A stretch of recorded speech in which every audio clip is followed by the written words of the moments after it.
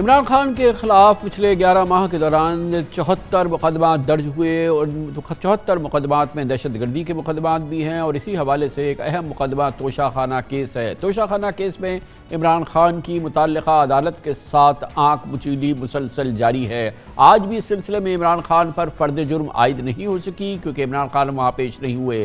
عمران خان اسلام آباد کی session court میں آج 5ویں مرتبہ پیش نہیں ہوئے۔ گزشتہ سماعت پر عدالت نے عدم پیشی پر عمران خان کے ناقابل ضمانت وارنٹ گرفتاری جاری کیے تھے۔ آج جب سماعت کا آغاز ہوا تو ایڈیشنل سیشن جج ظفر اقبال نے ریمارکس دیے کہ عمران خان کی ہر بار حاضری سے استثناء کی درخواست منظور کی گئی ہے۔ کوئی کیس بتا دے جو لمبے عرصے سے اس عدالت میں چلا ہو۔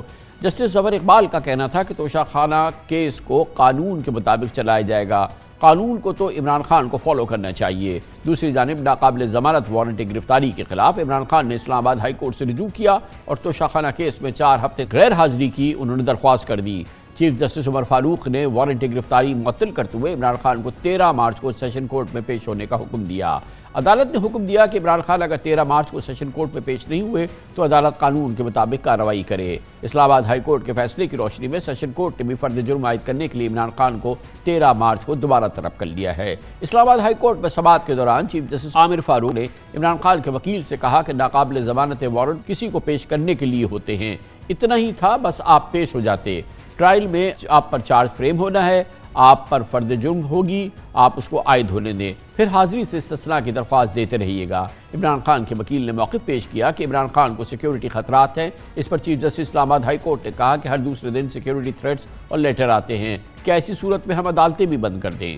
آج secretary general P T I Asad Umar نے ایک پریس کانفرنس میں عمران خان کی عدم پیشی کی وجہ بتاتے ہوئے کہا کہ اطلاعات ہے کہ عمران خان پر ایک اور قاتلانہ حملہ ہو سکتا ہے، لہٰذا انہیں عدالتوں میں پیشی کے وقت فول پروف سیکیورٹی دی جائے یا ویڈیو لنک کے ذریعے بیان ریکارڈ کر لیا جائے۔ اسی حوالے سے ایک اہم پیش رفت میں آج عمران خان کے خلاف الیکشن کمیشن آف پاکستان نے کمیشن کی توہین کے حوالے سے ایک کیس میں وارنٹ گرفتاری جاری کر دیے ہیں، کیونکہ بار بار طلبی کے باوجود Imran Khan election commission of Pakistan کے سامنے پیش نہیں ہوئے۔ عمران خان کے خلاف مقدمات خاص طور پہ توشہ خانہ کیس ہے، اس حوالے سے آج اسلام آباد ہائی کورٹ نے جو تمام بات کی ہے اس پر بات کرتے ہیں۔ ہمارے ساتھ موجود ہیں اسلام آباد میں ہمارے بیورو چیف عدیل وڑائچ۔ بہت بہت شکریہ عدیل وڑائچ صاحب۔ یہ بتائیے گا کہ آج بہرحال ایسا لگتا ہے کہ یہ آخری نوٹس ہے عمران خان کو، آخری ان کی یہ وارننگ ہے ایک طرح سے ان کو کہ وہ 13 مارچ کو اب ان کو سیشن کورٹ میں پیش ہونا ہے، ایڈیشنل سیشن جج کی عدالت میں پیش ہونا ہے، جہاں پر ان کی توشہ خانہ کی فرد جرم عائد ہونی ہے۔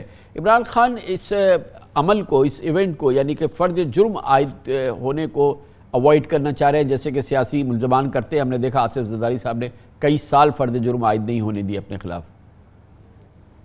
بالکل، ان کی جو لیگل ٹیم ہے کامران صاحب، اس کی حکمت عملی تو یہی ہے کہ فرد جرم کی سٹیج نہ آنے دی جائے، اور اس میں بنیادی طور پر جس بنیاد پہ وہ اس میں ریلیف مانگ رہے ہیں، وہ کہہ رہے ہیں کہ سیکیورٹی تھریٹ ہیں جو F8 کچہری ہے، اس میں پہلے بھی دہشت گردی کے واقعات ہو چکے ہیں، تو اس لیے کسی اور جگہ عدالت یا منتقل کی جائے یا ویڈیو لنک کے ذریعے یہ اپرچونٹی دی جائے۔ لیکن عدالت اس کو کوئی نظیر نہیں بنانا چاہ رہی، چونکہ اسلام آباد ہائی کورٹ میں بھی اس معاملے کی تقریباً 4 ہفتے کے لیے اس میں استدعا کی گئی تھی کہ اس معاملے کو ایڈجرن کیا جائے، لیکن اب وہ سٹیج آ چکی ہے اس کیس میں کہ جس میں زیادہ ریلیف نہیں مل سکا عمران خان کو، کیونکہ وہ مسلسل فرد جرم کی جو سٹیج ہے اس کو ایوائڈ کر رہے ہیں، اور جب تک وہ خود کٹہرے میں ہوں گے نہیں فرد جرم عائد ہو نہیں سکتی۔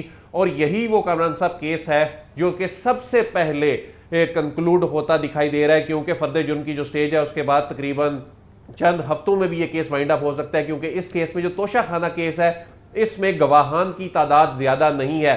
تو عام طور پہ فرد جرم ہونے کے بعد، عائد ہونے کے بعد جو گواہان جب ہوتے ہیں ان پہ جرح ہوتی ہے، اس میں زیادہ وقت لگتا ہے۔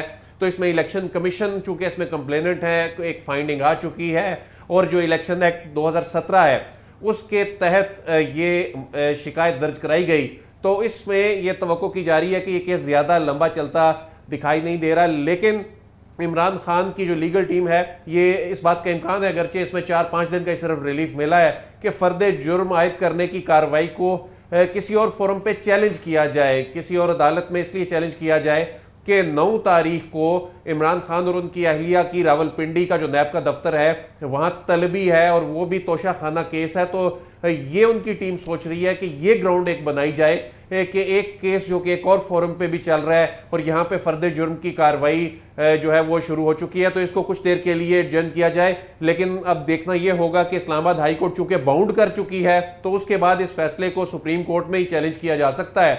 تو اس میں اگرچہ عمران خان کی جو ایک تو 13 تاریخ کو توشہ خانہ کیس میں اب انہوں نے پیش ہونا ہے، 14 تاریخ کو الیکشن کمیشن آف پاکستان میں انہوں نے پیش ہونا ہے، اس میں ان کے بیلیبل وارنٹ جو ہیں وہ جاری ہوئے ہیں، لیکن 9 تاریخ کو نیب کے دفتر میں جو طلبی ہے توشہ خانہ کیس میں ہی ان کی ٹیم ان کو سجسٹ کر رہی ہے کہ وہ اس میں پیش نہ ہو۔ لیکن یہ بھی خبریں آئی ہیں کہ نیب کا نوٹس تو انہوں نے وصول ہی نہیں کیا ہے، یعنی کہ وہ نیب کا نوٹس وصول نہیں ہوا ہے۔ ظاہر ہے کہ اس کی بھی ایک عدالتی یا جس طرح سے اس سے پہلے بھی تمام سیاستدان اس قسم کے معاملات کو ڈیفر کراتے رہے ہیں، پچھلے 4 سال سے ہم یہ سین دیکھ رہے ہیں، اس سے پہلے بھی ہم نے دیکھا ہے، بلکہ آصف زرداری صاحب اور ان کے ساتھی تو اس معاملے میں بہت ہی ویٹرن ہیں۔ جب نواز شریف صاحب کی پہلی حکومت آئی تھی اس میں جو احتساب کے کیسز رجسٹر ہوئے تھے کئی سال وہ بھی چلتے ہی رہے تھے۔ عام طور پہ تو کام چل جاتا ہے، مگر یہاں پر شاید حکومت بہت زیادہ سیریس ہے کہ عمران خان کو اس کیس سے نہ نکلنے دے یا ان کو ڈیفر نہ کرانے دیں۔ کامران صاحب، جو توشہ خانہ کیس اس کے 2 حصے ہیں، جس میں ایک جو پورشن ہے جو کہ نیب میں چل رہا ہے اس میں عمران خان صاحب کی گرفتاری ہو سکتی ہے اگر وہ تعاون نہیں کرتے۔ نیب کے ذرائع یہ بتاتے ہیں، جبکہ جو معاملہ جو انڈائٹمنٹ کی سٹیج پہ ہے فرد جرم عائد ہونی ہے وہ خود پاکستان تحریک انصاف ان کی لیگل ٹیم کو بھی اس چیز کا احساس ہے کہ یہ وہ کیس ہے جو کہ سب سے جلدی کنکلوڈ ہوتا دکھائی دے رہا ہے اور اس کے نتیجے میں 62 اور 63 کا اطلاق اس کے کانسیکوینس کے نتیجے میں ہو سکتا ہے۔ بالکل آپ نے درست کہا کہ ماضی میں جس طرح سے اس طرح کے جو کیسز ہیں ان میں التوا پہ التوا مانگے جاتے رہے، برسوں وہ کیس چلتے رہے، بلکہ جو توشہ خانہ کے دیگر رہنماؤں اور سابق وزرائے اعظم اور صدر کے خلاف جو کیسز ہیں وہ تو عدالتوں نے واپس بھجوا دیے کہ نیا قانون بننے کے بعد وہ عدالتوں میں زیر سماعت اب نہیں رہ سکتے کیونکہ 50 کروڑ سے کم ان کا امپیکٹ ہے۔ تو اس میں ابھی یہ چیز ڈٹرمن ہونا باقی ہے کہ عمران خان پر جو توشہ خانہ والا جو معاملے کا الزام ہے کیا یہ 50 کروڑ سے اوپر کا امپیکٹ اس پہ آتا ہے، اگر نہیں آتا تو یہ نیب کی جورسڈکشن میں ہی نہیں آتا جو نیا اس وقت قانون جو ترمیم ہوئی ہے۔ بہت بہت شکریہ عدیل بڑائش ہمارے ساتھ اسلام آباد سے موجود تھے۔ کمرشل بریک، اس کے بعد ذکر کریں گے پاکستان ایک اور بین الاقوامی عدالتی قضیے میں پھنستا نظر آ رہا ہے۔ Pak Iran gas pipeline, Pakistan نے ایران سے معاہدہ تو کیا مگر اس پہ عمل درآمد کرنے کی تیاریاں نہیں کی ہیں، اپنی ذمہ داریاں ادا نہیں کی ہیں۔ ایران کہتا ہے کہ پاکستان نے بین الاقوامی معاہدے کی خلاف ورزی کی ہے، اس کے خلاف جرمانہ ہو سکتا ہے جو کہ 18 ارب ڈالر تک ہو سکتا ہے۔ ایران اس معاملے میں بہت سیریس ہے، پاکستان کے لیے یہ پریشانی کا سامان ہے۔ اس پہ بات کرتے ہیں چھوٹے سے وقفے کے بعد۔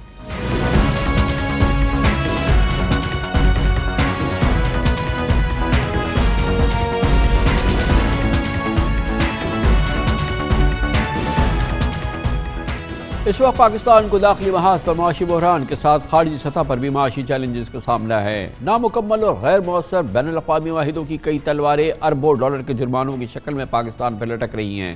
اب ایران کے ساتھ گیس پائپ لائن منصوبہ پاکستان کے گلے میں آ گیا ہے، جس کی وجہ سے پاکستان پر 18 ارب ڈالر کا جرمانہ بھی لگ سکتا ہے۔ پچھلے ہفتے قومی اسمبلی کی قائمہ کمیٹی برائے خارجہ امور کے اجلاس میں بتایا گیا کہ ایران نے اپنے حصے کی پائپ لائن مکمل کی ہوئی ہے، جبکہ پاکستان اپنی ذمہ داریاں پوری نہیں کر پا رہا، نہ وعدے پورے کر رہا ہے۔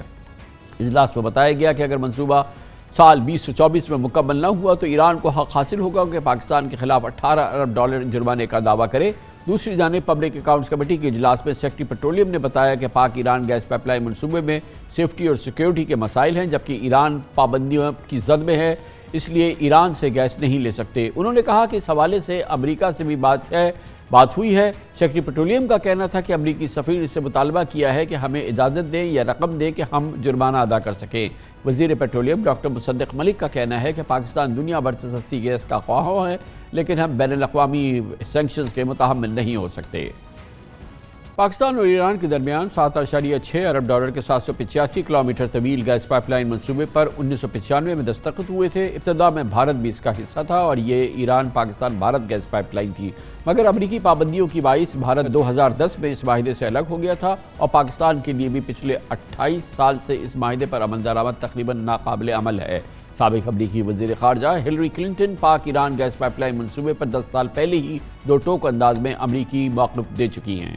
یاد رہے 2013 میں اس وقت صدر آصف زرداری نے پیپلز پارٹی کی حکومت کی مدت ختم ہونے سے چند ماہ قبل اس منصوبے کا سنگ بنیاد رکھ دیا تھا اور تکمیل کی مدت دسمبر 2014 مقرر کی تھی۔ ایران پر امریکی پابندیوں کے بعد 2016 میں مسلم لیگ نون کی حکومت نے بھی پاک ایران گیس منصوبے پر کام روک دیا تھا، جبکہ پی ٹی آئی کی حکومت بھی یہ منصوبہ آگے نہیں بڑھا سکی۔ اصل مسئلہ یہ ہے کہ بین الاقوامی نوعیت کے معاہدوں سے شرائط کے برعکس یک طرفہ علیحدگی تقریباً ناممکن ہوتی ہے، کیونکہ ایسے معاہدوں میں ریاست کی سوورن گارنٹی دی جاتی ہے اور خلاف ورزی پر قانونی کارروائی کا سامنا کرنا پڑتا ہے، جیسے پاکستان نے ریکوڈیک کے معاملے میں کیا، جہاں پاکستان پر 6 ارب ڈالر کا جرمانہ لگا تھا۔ اب پاکستان ایران کے ساتھ اپنے اس معاہدے کی خلاف ورزی پر یقینی طور پر اس پر جرمانہ ہو سکتا ہے یا کم از کم جرمانے کی کارروائی شروع ہو سکتی ہے۔ یہ ایک سیاسی بحث ہے اور اس کا زیادہ معاملہ جو ہے وہ عالمی قانون کا معاملہ ہے۔ بہرحال ایران جو ہے وہ سینکشن اسٹیٹ ہے اور پاکستان نے اگر اس پر عمل درآمد نہیں کیا تو وہ تمام وہ ایسے معاملات ہیں جو اس کی قوت سے باہر تھے یا اس کی پہنچ سے باہر تھے۔ اس موضوع پہ بات کرتے ہیں۔ Iran Pakistan gas pipeline کے قانونی بین الاقوامی قوانین کے حوالے سے اثرات، ہمارے ساتھ موجود ہیں جناب منصور حسن خان، ایڈوکیٹ، لاہور سے ہمارے ساتھ ہیں، ایکسپرٹ ہیں کارپوریٹ اور انٹرنیشنل لیگل افیئرز کے۔ بہت بہت شکریہ۔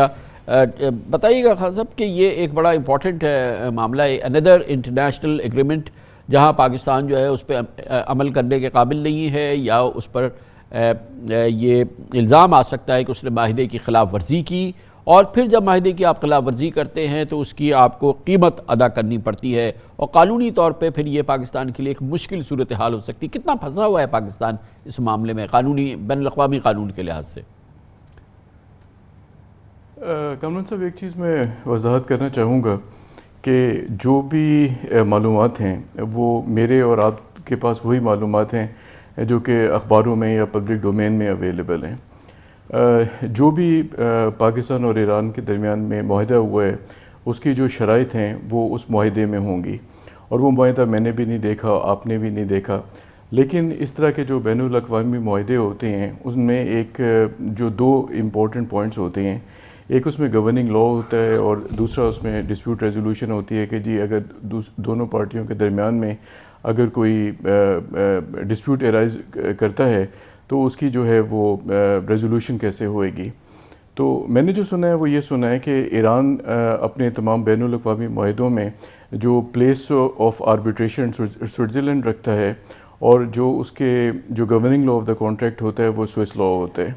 تو اگر فرض کریں کہ یہ جھگڑا کسی صورت جو ہے ایک ایمیکیبلی ریزولو نہیں ہوتا تو ظاہر ہے وہ ڈسپیوٹ ریزولوشن میں چلے جائیں گے سوئٹزرلینڈ میں، جس کا جو governing law of the contract ہوگا وہ سوئس لا ہوگا۔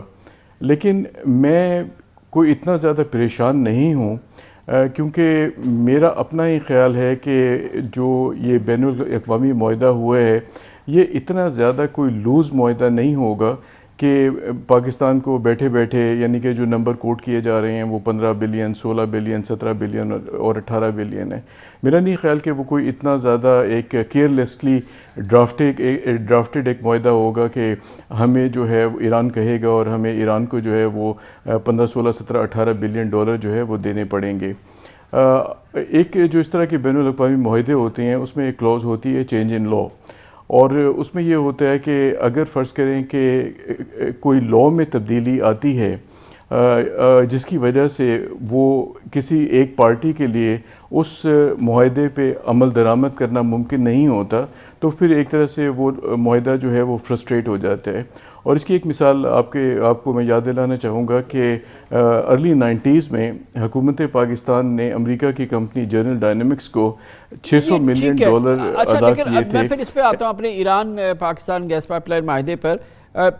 اس کے یہ کتنا کنسیڈر ہوگا جب اگر یہ معاملہ سوئٹزرلینڈ میں جاتا ہے، وہاں آربیٹریشن ہوتی ہے یا وہاں پہ جو بھی انٹرنیشنل کورٹ ہے وہاں پر یہ معاملہ جاتا ہے، وہاں یہ فرمائیے گا کہ ایران پر بہرحال ایک بڑی وسیع پابندیاں ہیں، انٹرنیشنل سینکشنز ہیں، US سینکشنز ہیں، اور جو کہ پاکستان کی سکت سے باہر ہیں، پاکستان کی جورسڈکشن سے باہر ہیں، اور وہ پھر پاکستان ان کا پابند ہے کہ as a sovereign country U S کے ساتھ اگر یو ایس کی پابندیاں ہیں، یہ کتنا کنسیڈر کیا جائے گا کہ پاکستان کا اپنا کوئی قصور نہیں ہے، یہ وسیع بین الاقوامی پابندیاں ہیں جس کی وجہ سے پاکستان اس معاہدے پر عمل درآمد نہیں ہو سکا.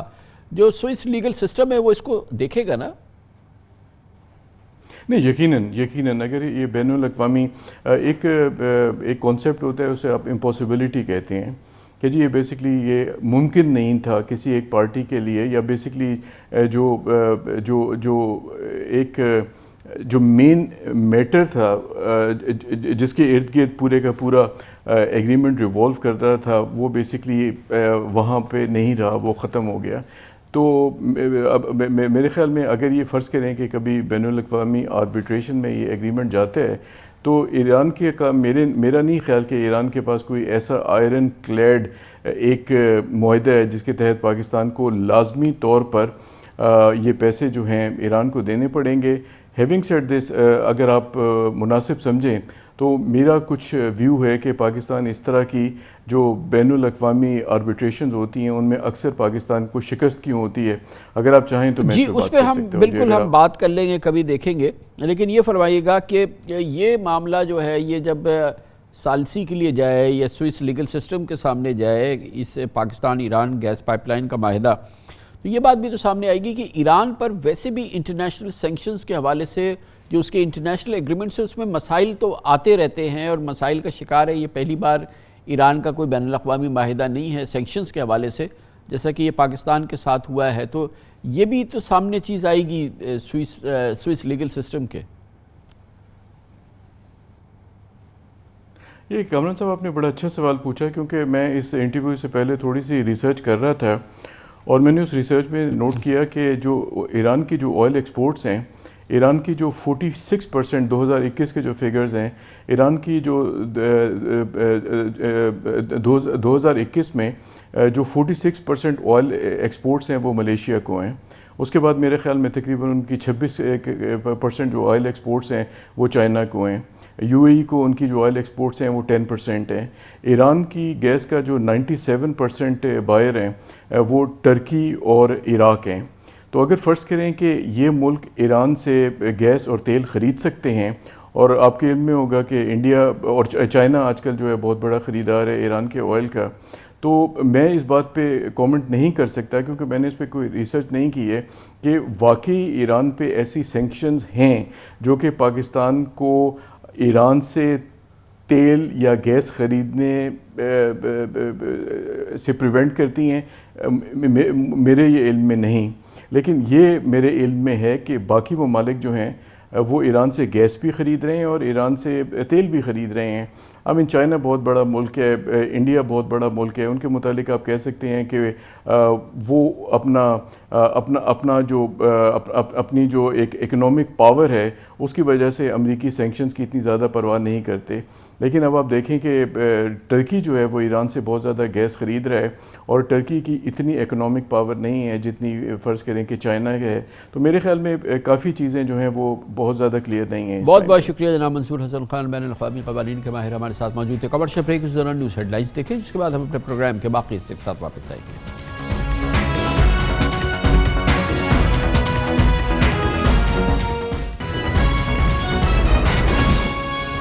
اس وقت پاکستان اپنی تاریخ کے بدترین سیاسی و معاشی عدم استحکام کا شکار ہے. اس کا خاتمہ پوری ریاست پاکستان کی اولین ترجیح ہونی چاہیے اور شاید ہے بھی. اس کا ایک اہم ڈیولپمنٹ ہوئی ہے کل شب 7:30 بجے سے 10:30 بجے تک راولپنڈی میں chief of army staff general Syed Asim Munir Shah army house میں وزیر خزانہ اسحاق ڈار پاکستان کی چوٹی کی کاروباری شخصیات سے ملے.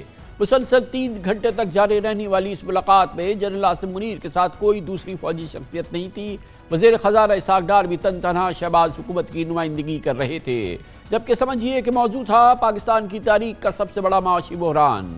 تاکہ پاکستان میں شاید کوشش یہ تھی آرمی لیڈرشپ کی کہ پاکستان میں کاروباری برادری کا اعتماد بحال کیا جائے. اس ملاقات میں بزنس لیڈرز بہت متاثر ہوئے کیونکہ جنرل آصم منیر نے گفتگو کے آغاز سے ختام تک کئی جگہوں پر قرآن کریم کی متعدد آیات کا باترجمہ حوالہ دے کر ثابت کیا کہ دشواریاں آتی ہیں، لیکن اگر مسلمان ثابت قدم رہے تو مشکلات گزر بھی جاتی ہیں۔ بزنس لیڈرشپ نے کاروباری معاشی بے چینی کا مکمل اور کھل کر اظہار کیا۔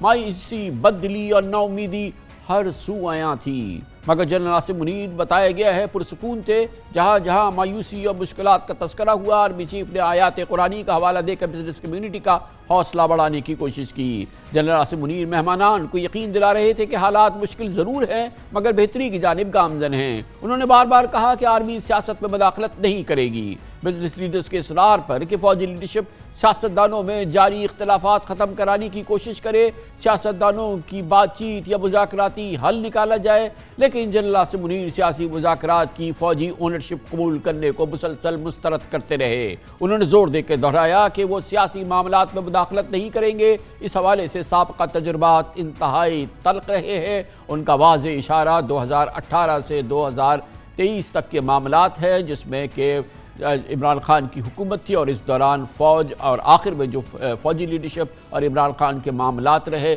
یقیناً ان کا نقوش جو ہے اور گہرے نقوش جو ہیں وہ ابھی دھلے نہیں ہیں۔ جنرل عاصم منیر کا کہنا تھا کہ سیاسی معاملات عمران خان اور شہباز شریف اور دوسری سیاسی قیادت کو آپس میں بیٹھ کر طے کرنا چاہیے۔ اس موقع پر جنرل عاصم منیر اور اسحاق ڈار نے اس یقین کا تاثر بھی دیا کہ جلد IMF سے اسٹاف لیول ایگریمنٹ ہو جائے گا۔ ڈار صاحب نے ورچوئل مذاکرات کے حتمی مراحل پر شرکاء کو اعتماد میں لیا۔ ڈار صاحب نے اس موقع پر بڑے دردمندانہ انداز میں ان مصیبتوں کا ذکر کیا جو انہیں IMF کی سختیوں کی وجہ سے جھیلنی پڑی ہیں۔ ڈار صاحب کا انکشاف کیا۔ ان کا انکشاف تھا کہ IMF نے پاکستان سے شرح سود میں 6% اضافے کا مطالبہ کیا تھا، مگر تیرے منتوں کے بعد فی الحال 3% شرح سود میں اضافے پر IMF تیار ہوا ہے۔ گویا شرح سود 23% تک پہنچنے پر IMF کی تسلی ہوگی۔ کوئی بعید نہیں کہ ایگزیکٹو بورڈ کی میٹنگ سے پہلے شرح سود میں مزید اضافہ کر دیا جائے، کیونکہ اسٹیٹ بینک نے اگلی مانیٹری پالیسی کا اجلاس مقررہ شیڈول سے 3 ہفتے قبل یعنی 4 اپریل کو طلب کیا ہے۔ ڈار صاحب نے بار بار یہ شکوہ کیا کہ IMF نے اس بار ناک سے لکیریں نکلوائی، بار بار دستاویز میں تبدیلی کرنی پڑی، شہباز حکومت کو گویا لوہے کے چنے چبوانے پڑے۔ بہرحال army chief general Asim Munir اور وزیر خزانہ اسحاق ڈار ان کی جانب سے بزنس لیڈرشپ کو بتایا گیا کہ پاکستان کے دوست ممالک خصوصاً چین اور عرب ریاستیں ہماری یقیناً ٹھوس مدد کریں گی۔ سعودی عرب اور UAE کے ساتھ زرعی شعبے میں جوائنٹ وینچرز پر بھی تفصیل سے بات چیت ہوئی ہے۔ سعودی عرب کی جانب سے آئل ریفائنری سیکٹر میں اور دوسرے شعبوں میں سرمایہ کاری $40 ارب تک کی ہو سکتی ہے۔ اسی قسم کی سرمایہ کاری انفارمیشن ٹیکنالوجی میں بھی آئے گی۔ سعودی عرب میں پاکستانیوں کے لیے بڑے پیمانے پر ملازمتوں کی بھی بات ہوئی ہے۔ تقریباً تمام مہمانان جو پاکستان کی ٹاپ بزنس لیڈرشپ تھے، ان کے مطابق اس موقع پر army chief general Asim Munir کی جانب سے یہ تاثر سامنے آیا کہ فوجی مداخلت کے بغیر سیاسی قائدین آپس میں بات چیت کریں، مسائل کا حل از خود ڈھونڈیں اور مذاکرات کی میز پر آئیں۔ تمام جو بزنس لیڈرشپ ہے جو اس موقع پہ موجود تھی، یعنی کہ 10 پاکستان کے ٹاپ بزنس مین، ان کا تاثر یہ تھا اس پوری ملاقات کے دوران کہ ملٹری لیڈرشپ پہ سخت ناراض ہے۔ فوجی قیادت کے ساتھ ورکنگ ریلیشن کے تسلی بخش اجرا کے لیے عمران خان کو اپنے لب و لہجے میں بڑی مثبت تبدیلی لانی ہوگی۔ تاثر یہ ہے کہ عمران خان نے اپنے جارحانہ بیانیے سے ادارے میں تفریق پیدا کرنے کی کوشش کی ہے۔ یقیناً تحفظات کا ازالہ ہونا چاہیے، کیونکہ بظاہر گزشتہ 1 سال کے دوران فوج کے حوالے سے عمران خان کے خیالات اور گفتگو نے ان کے فوج سے تعلقات کو ناقابل تلافی نقصان پہنچا دیا ہے۔ یہ وہ تاثر ہے جو ان 10 ٹاپ بزنس لیڈرز نے اس ملاقات کے دوران لیا۔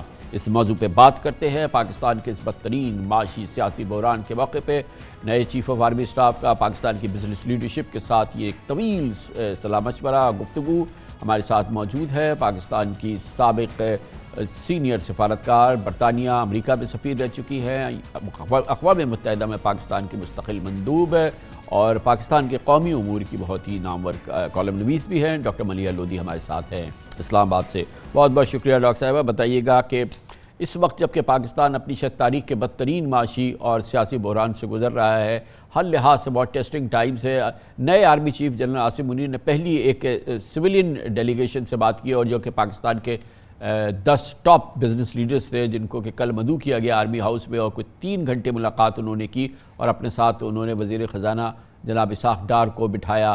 آپ کے نزدیک اس ملاقات کی اہمیت کیا ہے؟ کیونکہ ظاہر ہے کہ آرمی چیف کی پاکستان کی بزنس لیڈرشپ سے ملنا یہ کوئی بہت ایکسٹراڈنری بات نہیں ہے، ایسا پہلے بھی ہوتا رہا ہے، لیکن اس موقع پہ اس ملاقات کی اہمیت کیا ہے؟ دیکھیں کامران میٹنگ کے بارے میں تو مجھے نہیں معلوم کہ اس میٹنگ میں کیا ہوا، لیکن جیسے آپ نے کہا یہ میٹنگز ہوتی رہتی ہیں موسٹلی ایسے وقت پہ جب کہ ری ایشورنس کی ضرورت ہوتی ہے from the stakeholders to the business community. لیکن میں سمجھتی ہوں کہ جی اصل ایشو ہمارے سامنے جو ہے وہ ہے کہ اس وقت جو سیاسی اور معاشی بحران ہے وہ بڑھتا جا رہا ہے، اور اس کے جو سلوشنز ہیں وہ کم از کم دونوں فریقین ہیں جو سیاسی فریقین ان کی طرف سے کوئی سلوشنز نہیں سامنے آ رہے. تو میرے لیے تو سب سے اہم چیز یہی ہے کہ کسی طرح سے ایک ایگریمنٹ فوج کی جائے between the government and opposition. میں سمجھتی ہوں کہ یہ کوئی آسان کام نہیں ہے، ظاہر ہے بہت مشکل کام ہے، اس لیے کہ ہمیں اس وقت جس چیز کی ضرورت ہے وہ ایک فریش مینڈیٹ کی ضرورت ہے اور فریش انتخابات کی ضرورت ہے. جیسے کہ آپ کو معلوم ہے کامران، سپریم کورٹ کی ججمنٹ کے بعد اب پروونشل الیکشنز کے پی میں اور پنجاب میں ہونے پڑیں گے اگر سپریم کورٹ کو ڈیفا جائے. تو اس سے تو پھر یہ عجیب سی سچویشن پیدا ہوگی کہ پروونشل الیکشنز ایک الگ دن پہ ہیں اور جنرل الیکشنز پھر کچھ مہینوں بعد ہوں گے. تو یہ تو انیملس سچویشن ہے اور میں سمجھتی ہوں انٹینیبل ہے. تو اسی کو اوور کم کرنے کے لیے میں سمجھتی ہوں کہ ضرورت اسی کی ہے کہ گورنمنٹ اور اپوزیشن کے درمیان کسی نہ کسی قسم کی ایک ایگریمنٹ ہونی چاہیے آن اے کامن الیکشن ڈیٹ، جس پہ کہ دونوں الیکشنز جو ہیں وہ سائملٹینیسلی ہو جائیں. آپ کو یاد ہوگا کہ سپریم کورٹ نے ایک موقع دیا تھا سیاسی لیڈرز کو جب ان کی ہیئرنگ ہو رہی تھی اس پہ ڈیٹ آف پروونشل الیکشنز پہ. انہوں نے کہا لیگل کاؤنسل کو دونوں پولیٹیکل پارٹیز کے کہ آپ جائیں اور اپنے لیڈرز سے صلاح مشورہ کر کے واپس آئیں اور ایک کامن ڈیٹ ہمیں دیں الیکشن کی. آپ کو یہ بھی یاد ہوگا کہ پی ڈی ایم کے جو لائر تھے انہوں نے اس کو ڈکلائن کیا اور ریفیوز کیا. لیکن اس کا مطلب یہ نہیں ہے کہ ابھی اپرچونٹی نہیں ہے، وقت کم ہے اس میں کوئی شبہ نہیں ہے، لیکن ایک اپرچونٹی ضرور ہے جس کو سیز کرنا چاہیے. آپ کہہ رہی ہیں کہ اس وقت پاکستان کے مسائل کا حل ضروری ہے اور آپ کے خیال میں اس کے لیے فریش مینڈیٹ چاہیے، فریش الیکشن چاہیے، اور اس کے لیے آپ کہتی ہیں کہ ضروری یہ ہے، بہتر یہ ہے کہ 2 ڈیٹس کے بجائے جیسے پاکستان میں ہوتا ہے 1 تاریخ پہ الیکشن ہو، مگر اس کے لیے پی ٹی آئی اور پی ڈی ایم کے درمیان ایک سمجھوتا ہونا چاہیے، کہ ایگریمنٹ فورج کرنا چاہیے. آپ کہتی ہیں اس کے لیے ضروری ہے، اور یہ دونوں کے درمیان ایگریمنٹ فورج کرنے کے لیے آپ نے کہا کہ یہ بہت شدید ضروری ہے. مگر یہ فرمائیے کہ یہ ایگریمنٹ فورج کون کرائے گا؟ اس کے لیے انٹرلاکیٹرز چاہیے ہمیں، اور وہ انٹرلاکیٹر جو کہ دونوں کے درمیان کچھ کرا سکے.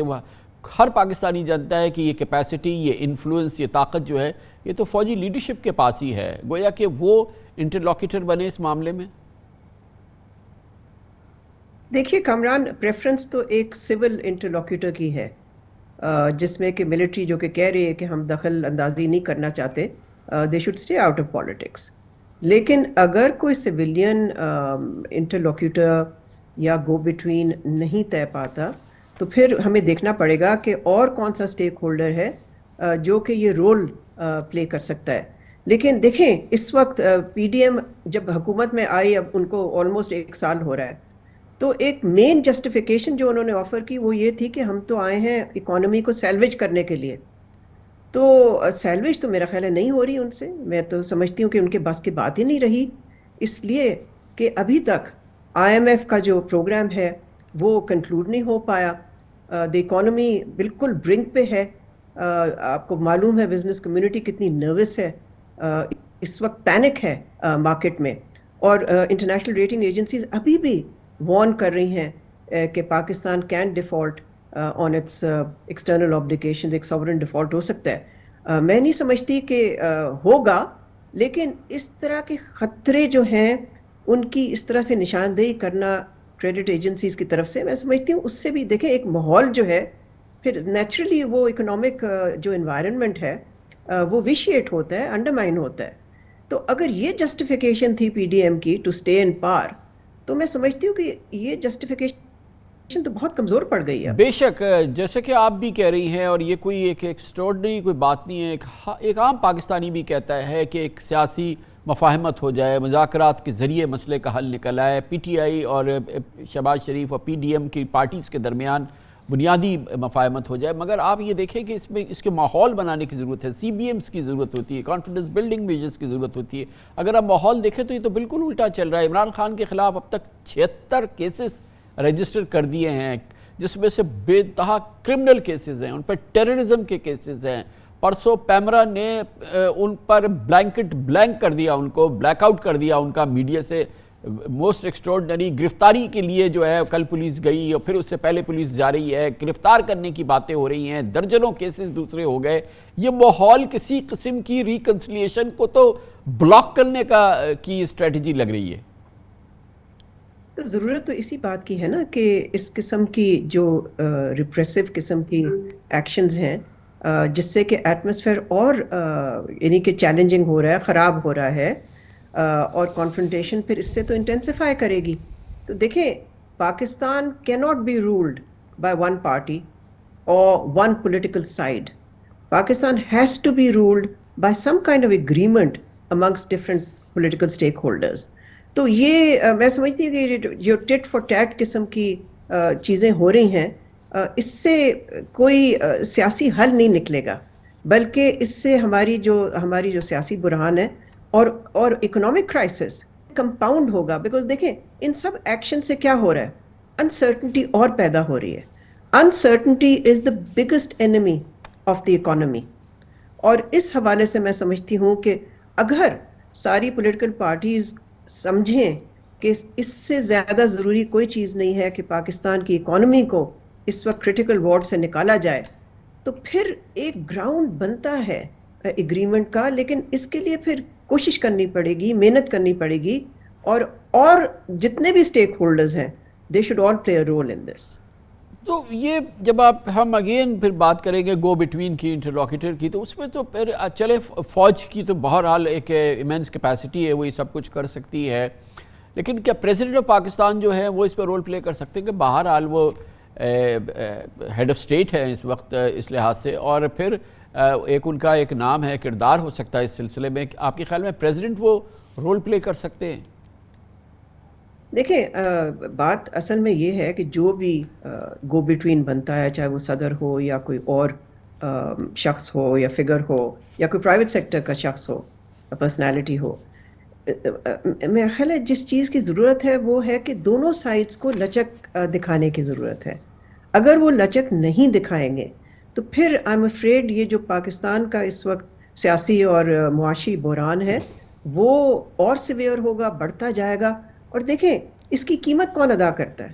اس کی قیمت ہماری رولنگ ایلیٹ نہیں ادا کرتی, اس کی قیمت پھر ہماری عوام ادا کرتی ہے. آلریڈی وہ ایک کاسٹ آف لیونگ کرائسس کو فیس کر رہے ہیں, تو اس سے تو کاسٹ آف لیونگ کرائسس اور ہی ورسن ہوگا, اس لیے کہ اس سے اکانومی ورسن ہوگی اگر یہ پولیٹیکل انسرٹنٹی کنٹینیو کرتی ہے.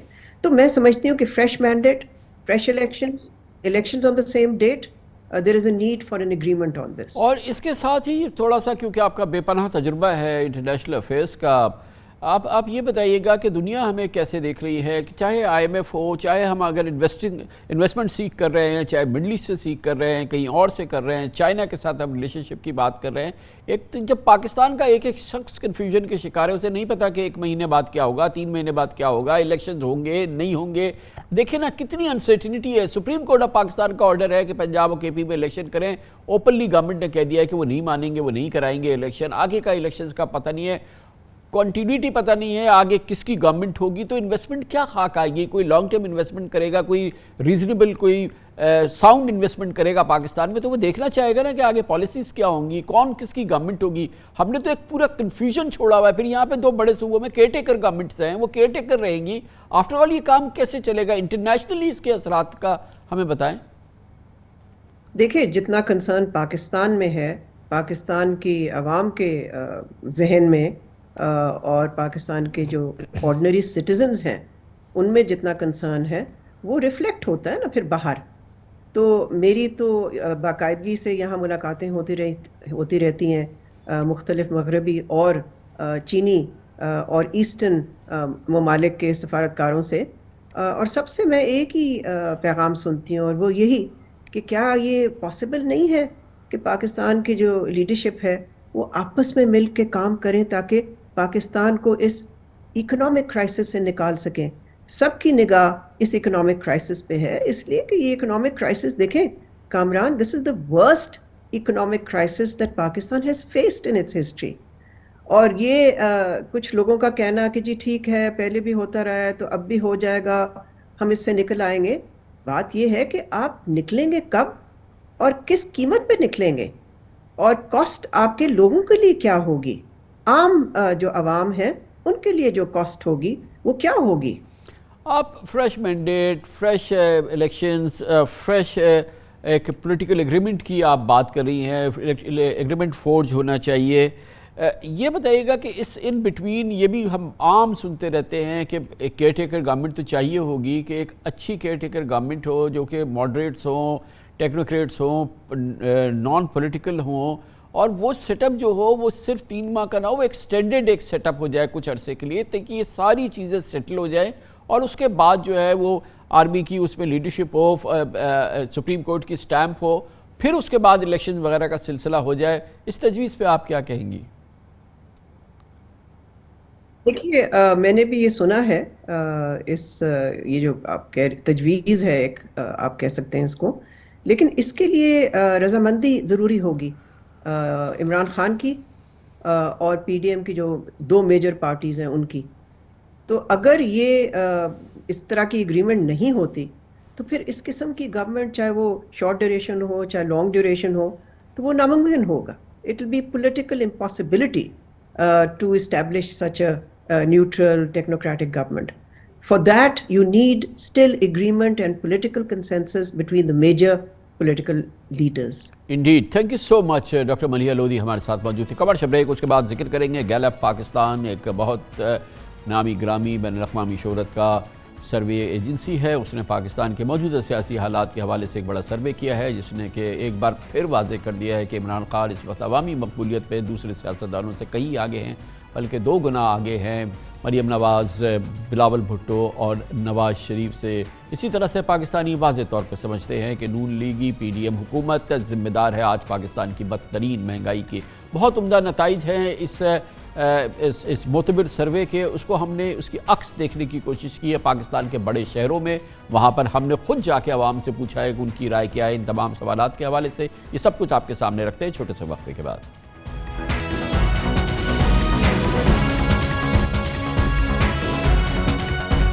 Welcome back. پاکستان معاشی بدحالی کے دلدل سے جتنا نکلنے کی کوشش کر رہا ہے اتنا ہی پھنستا جا رہا ہے. معیشت و کاروبار کا بھٹا بیٹھ چکا ہے، قومی خزانہ خالی ہے، روپے کی بے قدری اور ڈالر کی نایابی عروج پر ہے، جبکہ بجلی، گیس اور پیٹرولیم مصنوعات کی قیمتیں 7ویں آسمان پر پہنچ چکی ہیں. مہنگائی کو ایک مہلک بحران میں تبدیل ہو چکی ہے، اور حالیہ 10 ماہ میں مہنگائی کی وجہ سے آمدنی اور اخراجات کے درمیان بڑھتی خلیج نے بظاہر عوام کو شہباز حکومت سے بیزار کر دیا ہے، اور یہ دگرگوں صورتحال سیاسی طور پر عمران خان کے حق میں جا رہی ہے.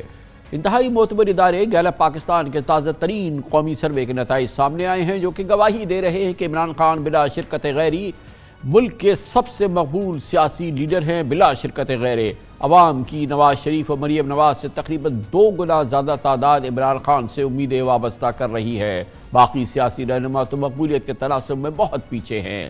گیلپ پاکستان نے مختلف شعبہ زندگی کے 2000 سے زائد افراد سے ملک کا سیاسی درجہ حرارت جاننے کے بعد اپنا سروے جاری کیا. آج ہم نے بھی کراچی، لاہور اور پشاور میں اپنے نمائندگان کے ذریعے عوامی نبض جاننے کی کوشش کی. حیرت انگیز طور پر گیلپ کے سروے اور دنیا نیوز کے جائزے میں مکمل یکسانیت نظر آ رہی ہے. گیلپ پاکستان نے اپنے سروے میں جاننا چاہا کہ کتنے فیصد پاکستانی کس سیاسی رہنما کے بارے میں مثبت رائے رکھتے ہیں، گویا پاکستان کا مقبول ترین سیاسی لیڈر کیا ہے.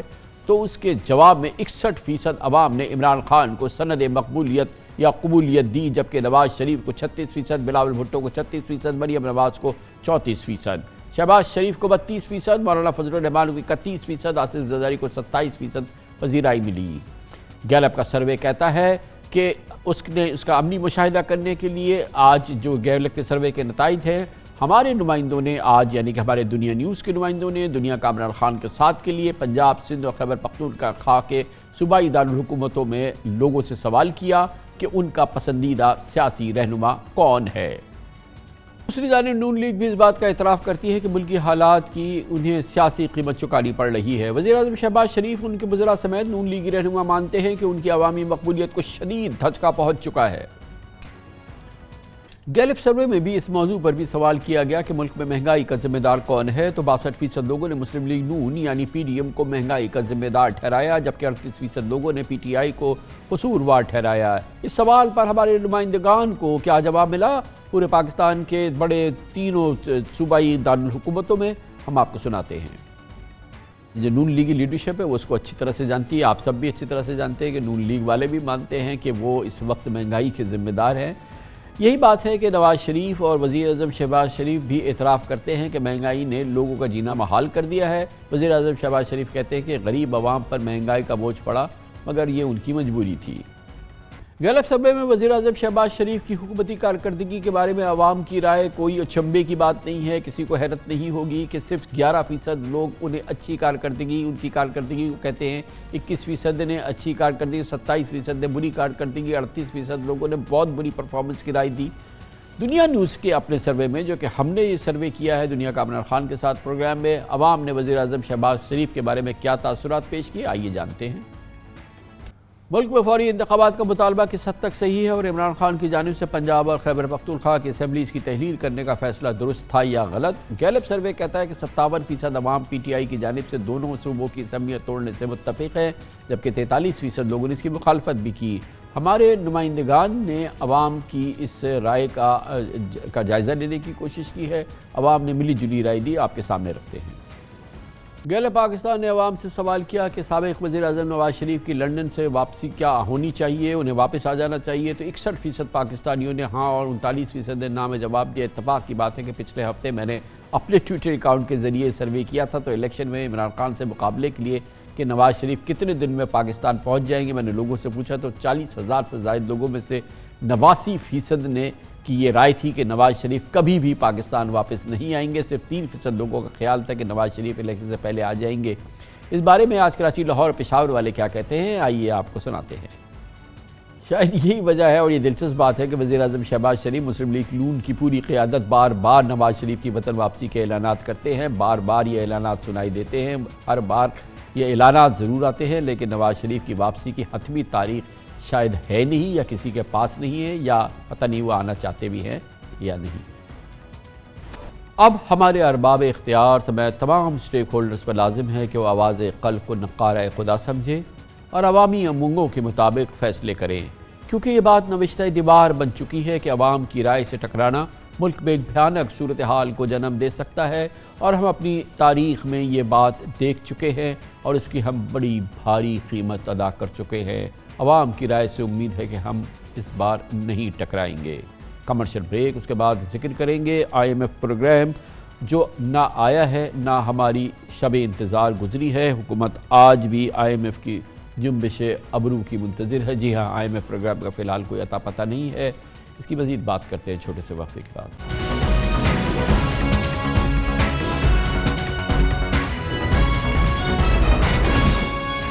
Welcome back. پاکستان کے لیے IMF کا نواں جائزہ پروگرام ابھی تک تعطل کا شکار ہے۔ شیڈیول کے مطابق پاکستان کو اکتوبر میں $1 ارب کی قسط کا اجرا ہو جانا تھا، مگر 5 ماہ کی تاخیر کے باوجود ابھی تک سٹاف لیول ایگریمنٹ پہ بھی دستخط نہیں ہو سکے ہیں۔ 5 ماہ کی جو تاخیر ہوئی اس میں IMF کا قصور نہیں، یہ پاکستان کا قصور تھا کہ پاکستان نے ایک طرح سے IMF پروگرام پر عمل روک دیا تھا۔ اس دوران پاکستان میں نئے وزیر خزانہ آئے تھے اور جناب اسحاق ڈان نے اس دوران پاکستان میں ایکسچینج ریٹ کو فریز کر دیا تھا۔ یہ IMF پروگرام میں ایک بہت بڑا تعطل تھا جو 5 ماہ جاری رہا۔ اس دوران پاکستان نے IMF کی اب تمام شرائط مان لی ہے، کیونکہ اب پاکستان نے فیصلہ کیا ہے کہ وہ IMF پروگرام ہر صورت میں حاصل کرنا چاہتا ہے۔ عام طور پہ یہ شرائط اسٹاف لیول ایگریمنٹ کے بعد IMF بورڈ میٹنگ سے پہلے پوری کرنا ہوتی ہیں، مگر اس مرتبہ IMF نے انہیں اسٹاف لیول ایگریمنٹ سے مشروط کر دیا تھا۔ اس وقت ملک میں ڈالر کا ریٹ مارکیٹ بیسڈ ہے۔ حکومت نے بجلی کے نرخ میں صارفین پر $3.39 فی یونٹ کا اضافی سرچارج عائد کر دیا ہے. 170 ارب روپے کے اضافی ٹیکسز لگ چکے ہیں. جی ایس ٹی 17 سے بڑھ کے 18% ہو چکا ہے. آئی ایم ایف کے مطالبے پر اسٹیٹ بینک نے شرح سود 17% سے بڑھا کے 20% کر دی ہے, جبکہ اگلی مانیٹری پالیسی میٹنگ 27 اپریل کے بجائے اب 4 اپریل کو طلب کر لی گئی ہے, اور خدشہ ہے کہ آئی ایم ایف کے مطالبے پر اسٹیٹ بینک شرح سود میں مزید اضافہ کر دے گا, اور یہ اضافہ 3% بھی ہو سکتا ہے. اس کے علاوہ ایکسٹرنل فائنینسنگ کے حوالے سے چین کے بینک نے $1.3 ارب کا قرض بھی رول اوور کر دیا ہے, جبکہ $2 ارب کے سیف ڈپازٹس کے رول اوور کے لیے پاکستان نے چین سے درخواست کی ہے. دراصل اس مالی سال کے اختتام تک پاکستان کو اپنے زر مبادلہ کے ذخائر $10 ارب تک کرنے ہیں, جبکہ اس وقت اسٹیٹ بینک کے ذخائر $4 ارب کے قریب ہے. وزیر خزانہ ڈار کا یہ کہنا ہے کہ پاکستان نے آئی ایم ایف کی تمام پیشگی شرائط پوری کر لی ہیں, البتہ ایکسٹرنل فائنینسنگ میں گیپ سے متعلق آئی ایم ایف سے ابھی ہماری بات چیت جاری ہے. آئی ایم ایف کا پروگرام کہاں کھویا ہوا ہے, آخر کب یہ پروگرام کی حوالے سے اسٹاف لیول ایگریمنٹ ہوگا, اور دوسری جو اس حوالے سے مراحل ہیں وہ پورے ہوں گے, اور پھر کہیں جا کے یہ پروگرام بحال ہوگا, اس پر بات کرتے ہیں. ہمارے ساتھ موجود ہیں جناب doctor Khaqan Najeeb, I M F امور معاشی امور کے ماہر بھی ہیں, وزارت خزانہ میں بھی خدمات سر انجام دے چکے ہیں. بہت بہت شکریہ ڈاکٹر خاقان نجیب صاحب. یہ فرمائیے گا آپ کی اطلاعات کیا ہیں, کیونکہ یقیناً یہ کوئی بزنس ایز یوزول نہیں ہے, کیونکہ آج سے کوئی 3 ہفتے قبل, تقریباً 3 ہفتے سے زائد قبل, وزیر خزانہ کا اندازہ یہ تھا کہ 3 سے 4 دن تک اسٹاف لیول ایگریمنٹ ہو جائے گا. اس میں اتنی بڑی تاخیر ہو جانا اور آج بھی وہ نہ ہونا, آج بھی اس کے آثار نظر نہ آنا, یہ کیا پرابلم ہے جو اتنا شدید ہے؟ کامران بھائی thank you for having me. So اس پروگرام کے 9th ریویو کو سمجھتے ہیں. جب ہم 9th ریویو میں آ رہے تھے تو ایک ٹرسٹ ڈیفیسٹ تھا between Pakistan authorities and I M F. Number 2, جو ہماری سٹیبلائزیشن تھی وہ بڑی ہارش سٹیبلائزیشن تھی, کیونکہ جو چینجز تھے وہ بڑے ایبرپٹ تھے. اس سے میرا کیا مطلب ہے, آپ نے مانیٹری پالیسی کا صحیح ذکر کر دیا, ایکسچینج ریٹ ایڈجسٹمنٹ بہت بڑی ہوئی آ رہی تھی بیکاز ہم پیگ کیے ہوئے تھے. انرجی پالیسی میں ایک بڑا چینج آ رہا تھا, گیس, بجلی, پیٹرولیم میں. اس کے ساتھ ساتھ ٹیکسیشن میں ایک بڑا چینج آ رہا تھا. نمبر 3 جو بات ہے نا, اس وقت جو یہ انپاپولر فیصلے تھے یہ پولیٹیکلی ٹاکسک تھے, ہم نے ڈیلے کیا. آپ کو یاد ہے کہ مطلب ہم ہر چیز جو ہے, مطلب گیس کی قیمت میں تبدیلی میں 28 ماہ لگا دیے, اب بہت ایبرپٹلی کرنا پڑا, مشکل لگ رہی تھی. اور I think one has to be honest today and say this, our ability to handle the program was weak always, اور اسی وجہ سے پاکستان نے کبھی بھی کوئی پروگرام کمپلیٹ نہیں کیا سوائے 2016 کے. اور میں نے چونکہ وہ پروگرام اینکر کیا تھا تو مجھے معلوم ہے وہ اسپیسیفک ٹیم جو بیٹھ کے اس کو ہینڈل کرتی تھی of a set of professionals. آخری میں اب جو پرابلم آ گئی ہے وہ ہے انٹرنیشنل سپورٹ. انٹرنیشنل سپورٹ کا جائزہ آپ ایسے لیں کہ آپ کو سعودی فائنانس منسٹر نے بھی یہ کہا کہ آپ اپنا ٹھیک کیجئے, آپ اپنے ٹیکسز لگائیے, ہم تو لگا رہے ہیں. پر اس کے باوجود, اور ادھر میں تھوڑا سا فنڈ کو بھی رسپانسبل سمجھتا ہوں, انہوں نے 170 ارب کے ٹیکسز لگائے لارجلی انڈائریکٹ. کسی نے یہ کہا کہ ہم ایگریکلچر انکم پہ, کسی نے یہ کہا کہ ہم ریٹیلرز پہ, کسی نے یہ کہا کہ ہم پراپرٹی پہ کیپٹل گینز, کسی نے کہا کہ اربن موویبل پراپرٹی پہ ٹیکس, کسی نے نہیں کہا. تو یہاں پہ کہنا تو آسان تھا کہ ہم we want to tax the rich and we want to help the poor, but I think that really didn't transpire. So اور مشکل ہوئی حکومت کو یہ ٹیکسیشن کرنے میں, وہ بھی اس میں ایک مشکل تھا. مگر ڈاکٹر صاحب ابھی اصل مسئلہ یہ ہے کہ یہ تو ساری چیزیں ہم کر چکے ہیں جو کہ ہمارے لیے ایک ناممکن عمل تھا کسی بھی حکومت کے لیے, اور اس حکومت کے لیے جس کو کہ ابھی الیکشن میں جانا ہے, وہ ساری چیزیں ہم نے کر دی. اس کے باوجود بھی ایز اف لگتا یہ ہے, اور ابھی تو صرف اسٹاف لیول کی بات ہو رہی ہے, ابھی تو ابھی پروگرام تو نہیں ہونا نا, ابھی ایل او آئی ہوگا, اس کے بعد جا کے پھر ایگزیکٹو بورڈ ہوگا, تو اس کے باوجود اتنی سختیاں کیوں ہیں یہ؟ یہ اتنی سختیاں اس لیے ہیں کہ یہ چینجز بہت ایبرپٹ تھے. یہ یاد رکھیے کہ ہم نے ابھی مانیٹری پالیسی تو بہت ریسنٹلی کی ہے, ہم نیگیٹو ریئل انٹرسٹ ریٹ ابھی بھی چلا رہے تھے. میں ایک مثال دے رہا ہوں, ہم پیگڈ ڈالر ابھی بھی چلا رہے تھے. سو ہم نے بہت تاخیر کے ساتھ یہ سب کچھ کیا. اب آ کے بات آئی ساری ایکسٹرنل فائنینسنگ کی. میں نے بہت ہفتے پہلے آپ کے پروگرام میں کہا تھا کہ ایکچولی جو سارا فلکرم ہے اس کا ٹلٹنگ وہ ایکسٹرنل فائنینسنگ پہ ہے. سوائے چائنا کے یہاں پہ میں سمجھتا ہوں کہ فنڈ کو لیڈ لینی چاہیے تھی, چاہے وہ سعودی عربیہ ہو, چاہے وہ ملٹی لیٹرلز کے. فار ایگزامپل ایک رائز 1 رائز 2 ہمارے پروگرام لونز ہیں ورلڈ بینک کے ساتھ, $950 ملین ہے. اب اس کو کنفرم کرنا ہے. اب آئی تھنک کہ ایٹلیسٹ اس لیول پہ آئی ایم ایف جو ہے خود اس چیز کی کانفرمیشن کر سکتا ہے. پاکستان نے کہا ہے کہ ہم کوشش کریں گے. سعودی عربیہ کے $2 ارب ہیں, یو اے ای کی انویسٹمنٹ ہے, یہ سب وہ رقوم ہے. پر اس کے ساتھ ساتھ ایک مسئلہ اور ہے ایکسٹرنل میں, اور وہ یہ ہے کہ آئی ایم ایف کا یہ خیال ہے کہ آپ کا کرنٹ اکاؤنٹ کا خسارہ $7-8 ارب پہ چلا جائے گا, کیونکہ آپ جب یہ پروگرام میں جائیں گے تو آپ جو ایکسٹرنل کی ریسٹرکشنز ہیں ان کو ریموو کریں گے, امپورٹس کھلیں گی. اتھارٹیز کا یہ خیال ہے کہ نہیں, ہم اتنی ریسٹرکشنز ریموو نہیں کریں گے تو ہمارا گیپ اتنا بڑا نہیں بنے گا ایکسٹرنل کا جتنا آپ سمجھ رہے ہیں. آئی تھنک کہ یہ بھی ایک ٹلٹنگ پوائنٹ ہے اس پر. سو اس کو بھی ہمیں طے کرنا ہے. یہ بھی یاد رکھیے کہ فنڈ کے لیے بھی their jobs are on the line. 29 اگست کو انہوں نے یہ کہا تھا کہ پاکستان جون 30 کو $16.2 بلین کے ریزروز لیے کھڑا ہوگا, جب انہوں نے بورڈ میں پریزنٹ کیا تھا. آپ نے صحیح نمبر دیا. اب جو نمبر آ رہا ہے وہ یہ ہے کہ $8-10 ارب پہ بھی پہنچ جائیں تو بہت بڑی بات ہوگی. یہ ہے ایک overall situation. Thank you so much doctor Khaqan Najeeb ہمارے ساتھ تھے. اس کے ساتھ ہی ہمارے آج کے پروگرام کا اختتام ہوتا ہے. کل آپ سے پھر ملاقات ہوگی انشاءاللہ. کل تک کے لیے کامران خان کو اجازت. اللہ حافظ.